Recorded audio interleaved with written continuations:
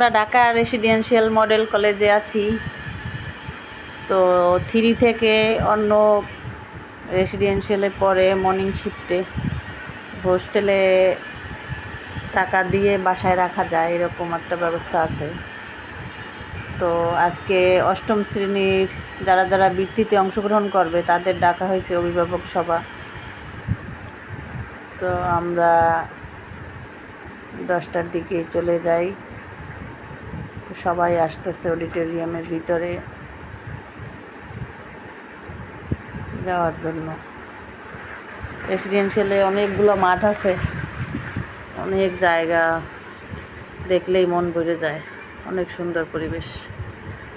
তারপরে কিছুক্ষণের মধ্যে প্রিন্সিপাল স্যার আসে। অডিটোরিয়ামের ভিতরে আমরা স্যারের অনেক সুন্দর দিক নির্দেশনামূলক কথাবার্তা শুনলাম, ভালো লাগছে, নিজেকে অনেক গর্বিত মনে হচ্ছিল। অভিভাবক হিসেবে এখানে যাওয়াটাও ভাগ্যের ব্যাপার। তারপরে আমরা মায়েরা একটু নিজেরা ছবি তুলে নিছি, অনেকটা সময় ছিলাম। তারপরে 1টার দিকে চলে আসছি। আজকে অনির্বাণেরও স্কুলে প্যারেন্টস মিটিং ছিল।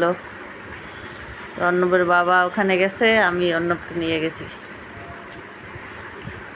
একই দিনে দুইজনের প্যারেন্টস মিটিং। খুবই সুন্দর একটা সময় পার করতেছি। কিছুদিন পর হয়তো এই ছবিগুলো দেখব, ওরা হয়তো কাছেও থাকবে না। আমাদের মায়েরা এরকমই, অনেক কিছু মনে পড়বে।